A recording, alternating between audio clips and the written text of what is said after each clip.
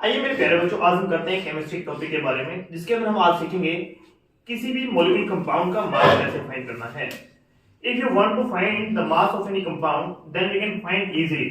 यदि आपको पहले से पता है कि मास कैसे फाइंड करना है और आपको मास नंबर याद है तो आपको ज्यादा सा इस वीडियो में टाइम वेस्ट करने की नीड नहीं है और आप इस कंपाउंड का मास निकालिए जो कि 149 यूनिट है।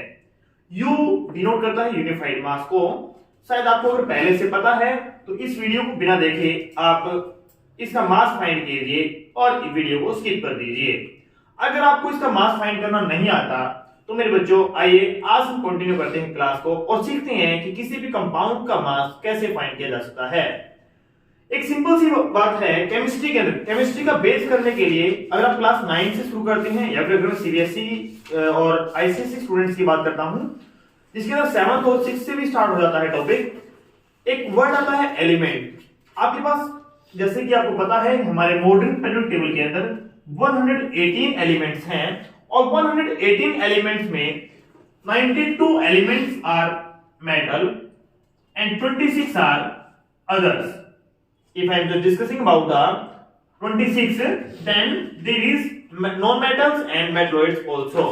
So my dear student, first of all, we are discussing about at the level of class 9th and 10th standard to find the mass of any compound.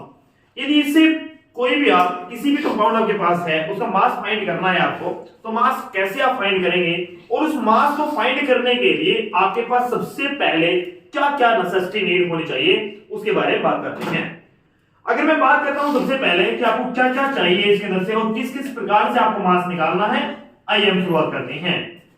सबसे पहले आपको जो लाइट एलिमेंट्स हैं यानी 1 to 20 एलिमेंट्स की बात करता हूं तो 1 to 20 एलिमेंट्स के अंदर आपको उनके एटॉमिक नंबर और मास नंबर याद होना चाहिए। ये मैं 1 to 20 की अगर मैं काउंटिंग आपके सामने लिख रहा हूं, ये 1 to 20 की काउंटिंग नहीं है बल्कि वास्तव में क्या है, ये एटॉमिक नंबर है। ये मैंने कुछ ऐसा लिखा। अब मुझे याद है ये कैसे याद किए मैंने वो भी हम आपको बताएंगे। जिस बच्चे को अभी तक एलिमेंट्स याद नहीं है उन्हें छोटी सी ट्रिक के माध्यम से आज हम ये पूरी की पूरी एलिमेंट्स की टेबल याद करवाने वाले हैं। मेरे बच्चों पहला जो एलिमेंट है वो है हाइड्रोजन, जो H से डिनोट किया जाता है। किसी भी एलिमेंट का नाम लिखने से पहले, किसी भी एलिमेंट का नाम यानी सिंबल लिखने से पहले आपको ध्यान रखना होगा कि पहला अक्षर जो फर्स्ट एलिमेंट है वो कैपिटल लेटर होगा और जो सेकंड है वो स्मॉल लेटर होगा।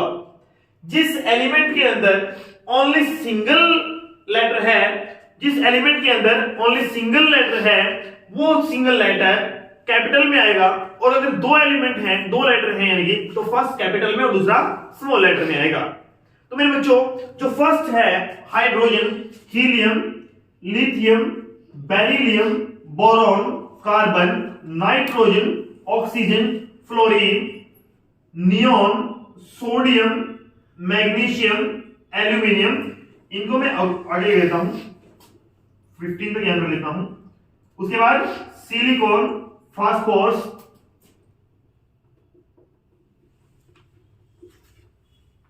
सल्फर, क्लोरीन, आर्गन, पोटेशियम और कैल्शियम। अब आप कहोगे कि सर मुझे याद तो नहीं है, या आपको तो याद थे तो लिख दिया आपने। जैसे मैं लिखा है यहाँ पे क्लोरीन, तो पहला सी कैपिटल है, एल स्मॉल लेटर में है, ध्यान रखने की बात है, सबसे बड़ी बात है। अब इन्हें याद कैसे करना है, ये तो क्या थे सिंबल थे। ये क्या लिखा मैंने, एटॉमिक नंबर। इसको किससे डिनोट करते हैं, जेड से डिनोट करते हैं। जेड क्या है, कैपिटल लेटर जेड है जिसको डिनोट किया जाता है किसको, एटॉमिक नंबर को। और एटॉमिक नंबर क्या है, किसी भी एटम के अंदर प्रेजेंट नंबर ऑफ प्रोटॉन्स और न्यूट्रॉन्स बोला, सॉरी इलेक्ट्रॉन्स बोला जाता है। नोटबुक निकालिए उसके अंदर नोट कर लीजिए। जब तक वीडियो देखते रहेंगे तब तक समझ में नहीं आता रहेगा, लेकिन आपको ऐसा लगेगा बात समझ में तो आ रही है, याद नहीं हो रही है, साथ साथ नोट करते रहोगे तो याद भी होगी वो बात। तो क्या बताया मैंने, एटॉमिक नंबर किससे नोट किया जाता है, कैपिटल जेड से किया जाता है। और कैपिटल जेड से जो डिनोट किया जा रहा है वो एटॉमिक नंबर है। एटॉमिक नंबर किसे बोला जाता है, नंबर ऑफ प्रोटॉन्स को बोला जाता है। लेकिन किसी भी एटम के अंदर नंबर ऑफ प्रोटॉन्स और नंबर ऑफ इलेक्ट्रॉन्स हमेशा बराबर होते हैं। The number of protons and number of electrons are always same, बराबर होते हैं। और मेरे प्यारे बच्चों दूसरी बात कि जो नंबर ऑफ प्रोटॉन्स होते हैं वो एटम के न्यूक्लियस में प्रेजेंट होते हैं। न्यूक्लियस की डिस्कवरी महान वैज्ञानिक रदरफोर्ड जी ने की थी, अर्नेस्ट रदरफोर्ड ने की थी। और मेरे बच्चों किसकी बात करूं? इलेक्ट्रॉन्स की। ये किसने की थी भाई? याद ही नहीं आ रहा सर, कैसे याद होगा सर? इसको याद करने के लिए सर कुछ तरीका नहीं बनाया आपने। चलो इसका एक तरीका बना लेते हैं। पहले हम इन्हीं को याद करते हैं कि याद कैसे होगा। ईंट पर नाच नर, एक छोटी सी ट्रिक है। ईंट पगनाज नर। ईंट E denoted for electron, T denoted for Thomson. वैसे नाम क्या है? Thomson, J Thomson. नाम क्या है पूरा नाम? जे थॉमसन, लेकिन हमने इसको क्या नाम याद रखा? थॉमसन। ठीक है ना, याद रहेगा बहुत इजीली। P for proton. आज तक है ना बहुत से बच्चों को डाउट है कि प्रोटॉन डिस्कवर किसने किए थे? रदरफोर्ड ने किए थे, किसने किए थे? लेकिन वास्तव में प्रोटॉन डिस्कवरी किसने की थी? ई गोल्डस्टीन ने। जी फॉर गोल्डस्टीन, महान वैज्ञानिक रहे हैं ई गोल्डस्टीन, अर्नेस्ट गोल्डस्टीन नाम है इनका पूरा नाम। N neutron, means Chadwick, James Chadwick नाम है इनका। और ये तो भाई इसको तो कौन नहीं जानता, न्यूक्लियस की ज्ञाता है ये हमारे। याद होगा 12,000 अल्फा पार्टिकल्स के बोmbardment की थी। एक की रिफ्लेक्शन हुआ, उसी से पता कर लिया कि बीच में कुछ भारी सा चीज है जिसका साइज एटम के साइज से 1,00,000 गुना छोटा है। इतना सारा ड्रामा करने के बाद ही बताया कि आर फॉर रदरफोर्ड क्या होता है। तो मेरे बच्चों बहुत तरीके से बताया गया कि इसे किसने डिस्कवरी की? रदरफोर्ड ने की। नोट कर लीजिए, बड़ी काम की बात है। एक नंबर का क्वेश्चन बोर्ड में पक्का आता है। हरियाणा बोर्ड के जितने बच्चे बैठे होंगे, बोर्ड से क्वेश्चन आता है, who discover proton, electron, neutron और लाइक दैट न्यूक्लियस। और मेरे बच्चों की मैं बात करता हूं। अब क्वेश्चन क्या था? क्वेश्चन था कि नंबर ऑफ प्रोटॉन्स और नंबर ऑफ इलेक्ट्रॉन्स हमेशा बराबर होते हैं, लेकिन नंबर ऑफ प्रोटॉन्स जो होते हैं वो एटम के न्यूक्लियस में प्रेजेंट होते हैं। एटम के न्यूक्लियस में प्रेजेंट होते हैं, लेकिन नंबर ऑफ इलेक्ट्रॉन्स एटम के आउटर मोस्ट साइड में अंदर प्रेजेंट होते हैं। बाहर वाली जो सेल है उसके अंदर चक्कर लगाते हैं, जिनको नेल्स बोर नामक वैज्ञानिक ने क्या दिया था नाम? KLMN। याद है ना? ये बात तो बताई थी। KLMN क्या है? पहली, दूसरी, तीसरी और चौथी सेल। और क्या बताया था कि सर एक फॉर्मूला बताया 2n² का। किसके लिए अप्लाई किया? नंबर ऑफ इलेक्ट्रॉन्स के लिए किया। नंबर ऑफ इलेक्ट्रॉन्स कैसे? पहली सेल में 2 इलेक्ट्रॉन, दूसरी में 8, 18 और 32। 2, 8, 18, 2, 8, 18 और 32। इस प्रकार से नंबर ऑफ इलेक्ट्रॉन्स बताए थे। किसने बताए थे? नेल्स बोर ने बताए। चलिए हम थोड़ा सा पथ भटक गए हैं, यानी कि हम रास्ता कुछ और कर रहे थे, आज कुछ और करने लगे हैं। इसको फिर करेंगे, लेकिन अब ये पहले जरूरी था तो थोड़ा सा मैंने इसको ध्यान करना बताया। जिन बच्चों को अभी तक समझ में नहीं आया है या फिर बहुत स्पीड लग रही है, वो वीडियो को 0.75x पर देखना शुरू करें, ताकि आपको देखने में दिक्कत ना हो।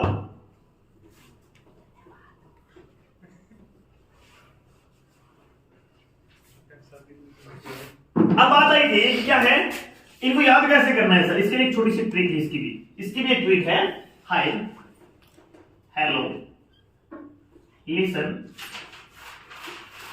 BBC news on Friday night. ना ये ना वर्ड है हिंदी का ना। मैंगो नहीं है, मांगो। हमारी मांगो पूरी करो, ऐसा कुछ होता है ना। अभी जाट आंदोलन में किया था किसानों ने, तो आलू है ना, आलू सिरका, चाउमीन में गिरता है सिरका, विनेगर बोलते हैं, एसिटिक एसिड होता है, CH3COOH, वो वीक एसिड होता है। पेप्सी, कार्बन डाइऑक्साइड होती है बहुत ज्यादा मात्रा में। सोडा, कोला और काला टेम्पर। एक मेरा स्टूडेंट है, वो उसे कंपा बोलता है, प्यार से बोलता है वो कंपा। नाम नहीं बताऊंगा उसका, लेकिन क्या होगा ना, लेकिन वो क्या बोलता है? कंपा बोलता है इसको। तो क्या है? Hi, hello, listen, BBC news on Friday night, ना मांगो, आलू सिरका, पेप्सी, सोडा कोला और काला कंपा। क्यों निखिल, ऐसे है ना बेटा। चलिए अब आगे बात करते हैं कि ये क्या थी, ये ट्रिक थी जिससे हम इनको याद कर सकते हैं। अब ये कहता है कि मास नंबर कैसे फाइंड करना है। सबसे बड़ा इशू, मास नंबर क्या होता है बेटा, कैपिटल ए से डिनोट करते हैं किसको, मास नंबर को। क्वेश्चन आता है कि सर मास नंबर होता क्या है। मास नंबर होता है नंबर ऑफ प्रोटॉन्स प्लस में number of neutrons. Number of protons plus number of neutrons क्या बोलते हैं, मास नंबर बोलते हैं। और अगर मैं मास नंबर की बात करूं तो नंबर ऑफ प्रोटॉन्स तो पता है हमें, न्यूट्रॉन्स तो नहीं पता। न्यूट्रॉन्स के ऊपर कोई चार्ज भी नहीं होता, नो चार्ज होते हैं। अब सर न्यूट्रॉन्स कम और ज्यादा भी हो सकते हैं। जब किसी एटम के अंदर एक प्रोटॉन है, न्यूट्रॉन हो भी ना भी हो कोई जरूरी नहीं है। लेकिन सर ये याद कैसे करेंगे, बड़ी परेशानी है। चलिए एक छोटी सी ट्रिक बताते हैं आपको, याद रखने का सिंपल सा तरीका है, लेकिन उसमें भी कुछ ऐसा है जो भी ट्रिक्स आपको बताई जा रही है कोई वैलिड मतलब कोई रजिस्टर्ड नहीं करवाई गई है किसी से, सिर्फ एक अपने माइंड के द्वारा याद करने के लिए बनाई गई है। अगर आपको समझ में आ रहा है बहुत अच्छे से तो ट्रिक्स को नोट कीजिए और उसको फॉलो कीजिए। अगर आपको लग रहा है कि सर हमारी ट्रिक अच्छी नहीं है, आपके पास हमसे कोई बेटर ट्रिक है तो कमेंट कीजिए ताकि हम भी उसको कुछ फॉलो करके आगे के लिए और अच्छा सोच सके आपके लिए। तो मेरे बच्चों क्या है कि हमने क्या बताया कि जिनका मास इवन नंबर्स, जो एटम जिनका एटॉमिक नंबर इवन है उनका मास निकालने के लिए हम उनको डबल कर सकते हैं। जैसे 2 है इवन नंबर, डबल कर दिया, 4 है तो डबल कर दिया, 6 है तो डबल कर दिया। समझ पा रहे हो मेरी बात। लेकिन यानी कि मैंने क्या बताया बेटा, 2n कर दिया कब, इफ n इज इवन। यदि n इवन नहीं है मीन्स टू से n ओड है तो मेरे बच्चों 2n प्लस 1, 2n प्लस 1 ये फॉर्मूला। कहने का मतलब क्या है, डबल प्लस 1। जैसे कि 3, 2 into 3 प्लस 1। कैसे मेरे बच्चों, हाइड्रोजन का याद रखना जिसके पास न्यूट्रॉन नहीं होते। लेकिन मैं आपको एक बात बता देता हूं, कहीं आप मेरी बात को फिर बाद में कहीं पढ़ के फिर गलत साबित करें। हाइड्रोजन एक ऐसा एलिमेंट है जिसके 3 आइसोटोप होते हैं। पढ़ा ना, पढ़े नहीं, ऐसा बड़ा आइसोटोप जिसके अंदर same atomic number but different mass number. Note कर लीजिए, बड़ी काम की बातें बता रहा हूं, जितना जितना नोट करेंगे काम आएगा। क्या कह रहा है, हाइड्रोजन के 3 आइसोटोप होते हैं, protium, deuterium, tritium. Protium, deuterium और ट्रिटियम 3 आइसोटोप होते हैं किसके, हाइड्रोजन के, प्रोटियम, ड्यूटेरियम और tritium. Atomic number is 1, mass number 1, 1 2 1 3। इस प्रकार से एटॉमिक नंबर अलग अलग, सॉरी सेम, और मास नंबर अलग अलग है इनका 1 2 3। ये 3 क्या है, आइसोटोप है, किसके हैं, हाइड्रोजन के हैं। किसके हैं, हाइड्रोजन के। क्लियर है मेरी बातें। तो मेरे बच्चों हाइड्रोजन का मास कितना होता है, 1, एक्सेप्शनल रहेगा, याद रखना पड़ेगा आपको।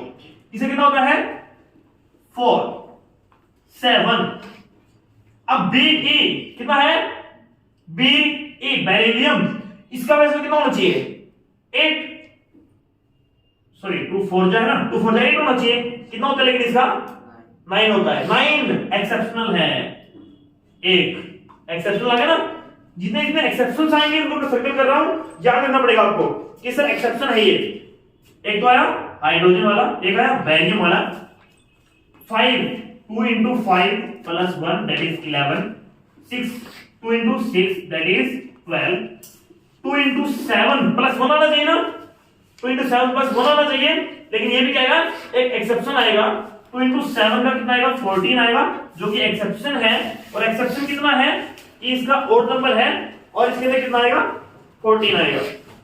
उसके बाद ये कहता है 2 into 8 that is 16, 2 into 9 plus 1, 9 तो जा 18 plus 1 is 19, 2 into 10 that is 20, 2 into 11 plus 1 that is 23, 2 into 12 that is 24, 2 into 13 that is plus 1 that is 27, 2 into 14 that is 28, 2 into 15 plus 1 that is 31, and similarly 2 into 16 that is 32, 2 into 17। अब आप कहोगे sir chlorine का क्या है?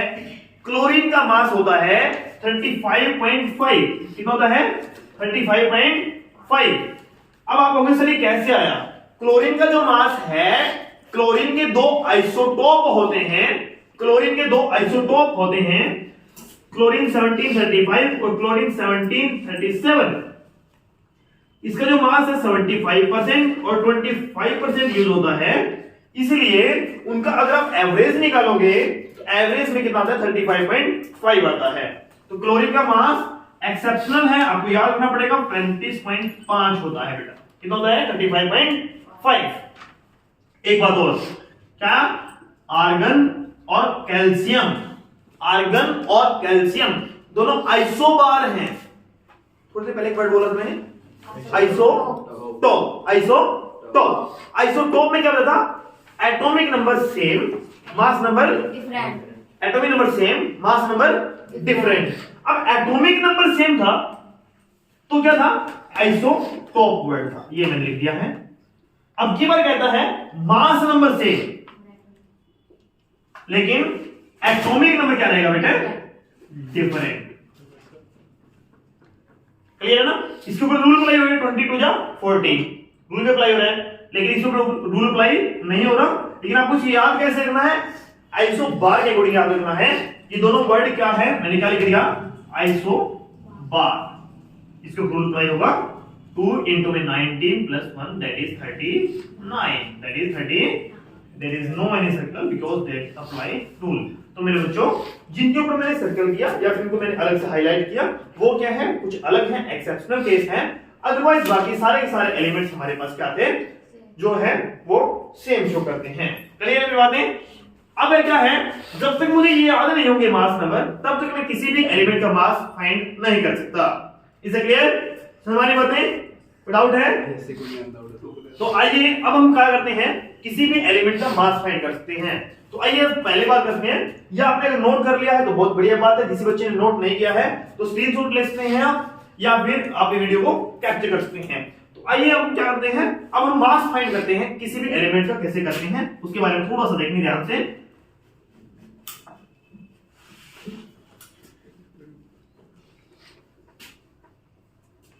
ये 9th वाले के लिए स्पेशली नहीं है, बल्कि अगर मैं बात करता हूं तो यही सेम टॉपिक 11th में भी है और यही सेम टॉपिक 10th में भी आता है। जो बच्चे 10th में पढ़ते हैं, 10th के अंदर जो केमिस्ट्री के अंदर टॉपिक्स आते हैं उनके अंदर भी ये टॉपिक्स आते हैं और वो तभी सॉल्व हो पाते हैं जब बच्चों को कॉन्सेप्ट क्लियर होता है।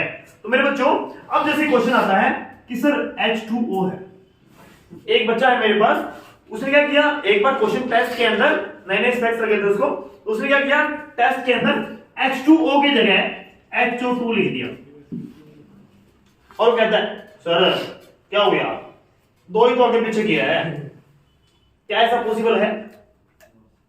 क्यों? Question is why we can not write H2O HO2 instead of H2O। हम H2O की जगह HO2 क्यों नहीं लिख सकते? क्वेश्चन है हम HO2 क्यों नहीं लिख सकते? अब है ना, एक वैसे तो आप, अगर मैं बात करता हूं 11th में पढ़ेंगे बेटा, जिसके अंदर आपको बॉन्डिंग्स बताई जाएगी। अलग अलग तरह के बॉन्ड होते हैं, जैसे कि ionic bond, covalent bond, coordinate bond, hydrogen bond, अलग अलग बॉन्ड्स पढ़ेंगे आप। बॉन्ड्स क्या है उसके बारे में पढ़ेंगे आप। लेकिन अगर मैं अभी बात करता हूं आपके सामने, तो देखिए इस लेवल के बारे में बात करता हूं, आपको एक वर्ड याद रखना पड़ेगा, valency. Combining capacity of an element is called valency. किसी भी एटम की किसी दूसरे एटम से कंबाइन करने की जो कैपेसिटी होती है उसे क्या बोलते हैं? वैलेंसी कहते हैं। और वैलेंसी वास्तव में है क्या, कि जो भी हमारे पास नंबर ऑफ एलिमेंट्स हैं, जो भी हमारे पास एलिमेंट्स हैं, वो एलिमेंट्स की वैलेंसी क्या है, जितने भी आउटरमोस्ट सेल में नंबर ऑफ इलेक्ट्रॉन्स होते हैं उनमें से किसी दूसरे एटम से कितने वो कंबाइन ले सकते हैं या फिर दे सकते हैं। अभी अभी बात आई कि सर हाइड्रोजन की ना एक ही इलेक्ट्रॉन है इसके पास, अभी याद किया था, number of protons is 1, so number of electrons is also 1। अब आउटरमोस्ट सेल में कितने पॉसिबल हैं? पहली सेल में कितने थे? हमने पढ़ा था 2n स्क्वायर का रूल, तो पहली सेल में कितने आते हैं 2 into 1 का स्क्वायर यानी कि 2। अब क्या है, एक उसके पास है और एक दो होने चाहिए। अब किसी बेचारे गरीब के पास, गरीब का नहीं लाइन जब बोलेंगे, अभी हमारे पास एक बच्चा बैठा है, इसके पास है ना 1 रुपया है इरेजर लेने के लिए, पेंसिल तो है इसके पास, इरेजर चाहिए इसको, और 1 रुपया इसके पास, 1 रुपये में इरेजर आना बंद हो गई, नटराज ने 2 रुपये कर दिया इरेजर, तो 2 रुपए की इरेजर इसको कम से कम चाहिए। तो 1 रुपए की इरेजर या तो ये क्या करेगा, किसी दूसरे मित्र को लेगा, 1 रुपये तेरे पास है 1 रुपये मेरे पास है, दोनों मिलकर एक इरेजर ले लेते हैं, सॉल्यूशन।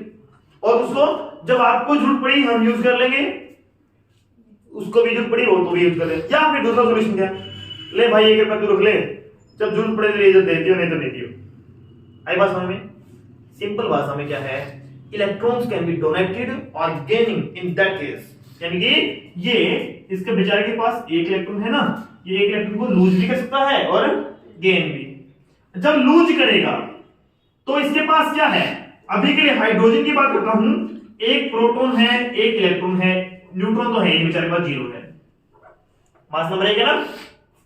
अब जब 1 प्रोटॉन इसके अंदर न्यूक्लियस में है, 1 प्रोटॉन है, इलेक्ट्रॉन एक बाहर चक्कर मार रहा है, मारा है ना। अब इसने एक इलेक्ट्रॉन लूज कर दिया तो क्या बच गया, H पॉजिटिव, क्या बच गया, इसको बोलते हैं इलेक्ट्रो पॉजिटिव एलिमेंट, क्या बोलते हैं, इलेक्ट्रो पॉजिटिव एलिमेंट। लेकिन ये कहते हैं बार ना भाई मैं भी लूंगा, इसने क्या कर दिया, 1 इलेक्ट्रॉन किसी और से ले लिया, 1 इलेक्ट्रॉन गेन कर लिया, क्या कर लिया, गेन, यहां पर क्या कहना, लूज इलेक्ट्रॉन।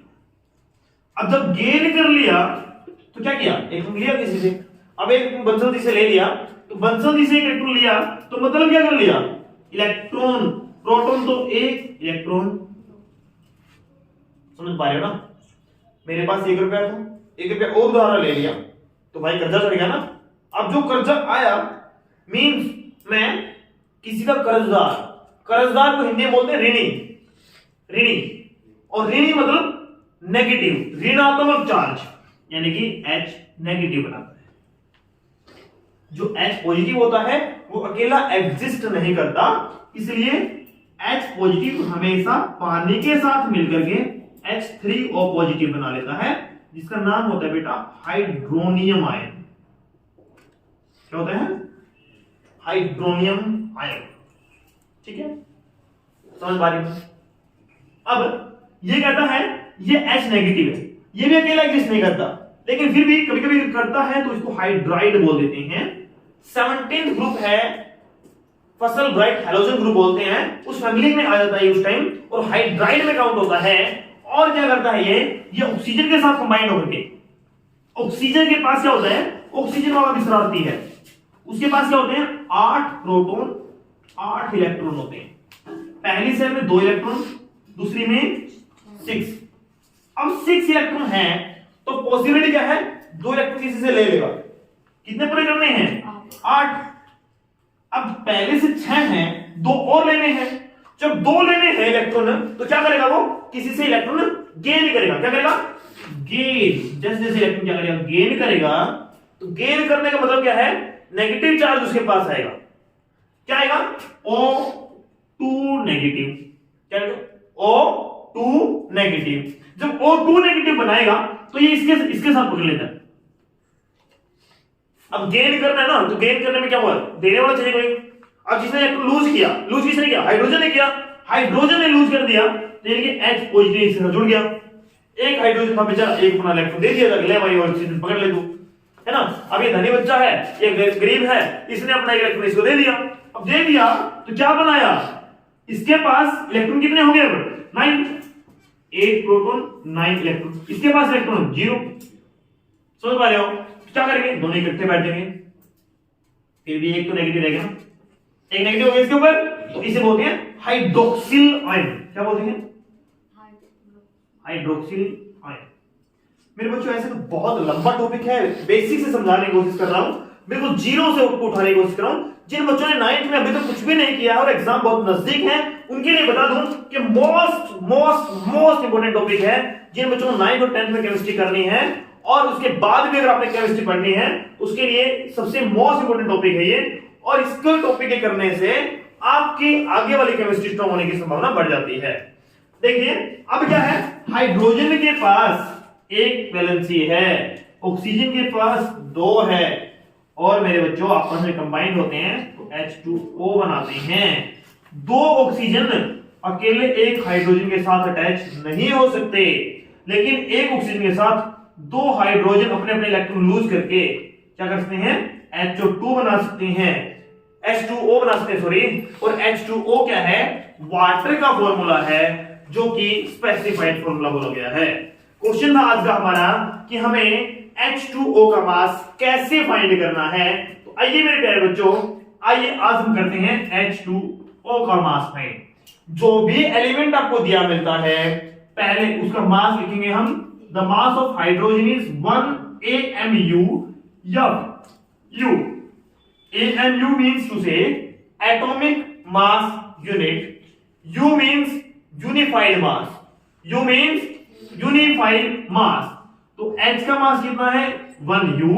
ये मैं बात किसी कर रहा हूं, मोलिकुलर मास की कर रहा हूं, किसी कर रहा हूं, मोलिकुलर मास की कर रहा हूं। और अगर मैं बात करता हूं ऑक्सीजन की, तो ऑक्सीजन कितना है 16, 8 एटॉमिक नंबर था 16। तो क्या है H कितने थे हमारे पास 2, तो 1 इंटू में 2 प्लस 16 इंटू में 1, 1 2 जा 2 प्लस 16 1 जा 16, दैट इज 18 यूनिट यूनिफाइड मास। तो ये हमारा क्या आता है, वाटर का मास आ जाता है। किसी भी कंपाउंड का मास फाइंड करने के लिए हमारे पास क्या है, इस प्रकार से मास आ जाता है 18 यूनिट। Is it clear? अब आगे अगर मैं करता हूं कि सर मास कैसे आएगा, कैसे फाइंड करेंगे, उसके बारे में अगर पढ़ते हैं थोड़ा सा, तो देखिए थोड़ा सा और आगे पढ़ते हैं। और क्या कहता है, अगर समझ में आ रहा है तो आगे अपने दोस्तों को दिखाते रहिएगा, अगर समझ में नहीं आ रहा है तो बैक करके स्किप कर दीजिएगा। अपना टाइम वेस्ट करने की नीड नहीं है किसी बच्चे को। जो बच्चा अपना टाइम वेस्ट कर रहा है मतलब वीडियो के अंदर, तो कोई बेनिफिट नहीं है। आपको अपनी पढ़ाई करने की इच्छा होनी चाहिए, और जिसको समझ में आ रहा है उसे करना मत भूलिएगा।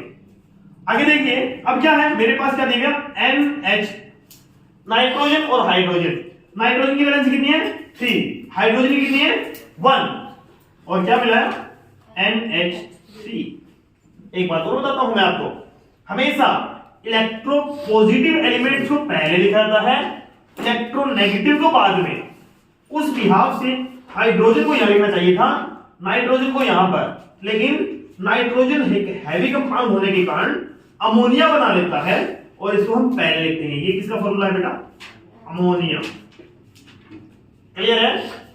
SO4H, ये क्या है, एक कंपाउंड। क्या है ये, जिसकी वैलेंसी कितनी होती है 2 नेगेटिव, यानी कि 2, इसकी कितनी होती है 1।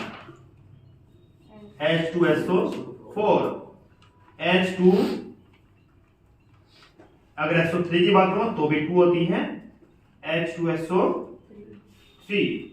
तो मास कैसे निकालेंगे इसका, इसका मास कैसे निकालेंगे 14, नाइट्रोजन मास कितना है 14 इंटू में 1 प्लस 1 इंटू में 3, 14 1 जा 14 प्लस में 3 इक्वल टू 17 यूनिट। हाइड्रोजन का 1 इंटू में 2 प्लस में 32 इंटू में 1 प्लस में 16 इंटू में 4, 1 2 जा 2, 32 1 जा 32 और 16 4 जा 64। That means to say 98 unified mass। H1 into में 2, 32 इंटू में 1 प्लस में 16 इंटू में 3, 2 plus 32 plus 48, that is 82 unit. सही है ना? तो इस प्रकार से आप इसका मास निकाल सकते। अब क्वेश्चन क्या था, है किसी बच्चे को ध्यान में, NH for size, PO4, ऐसा कुछ था जो क्वेश्चन था, यही था। किसी बच्चे ने अगर नोट किया है स्टार्टिंग में तो यही था क्वेश्चन।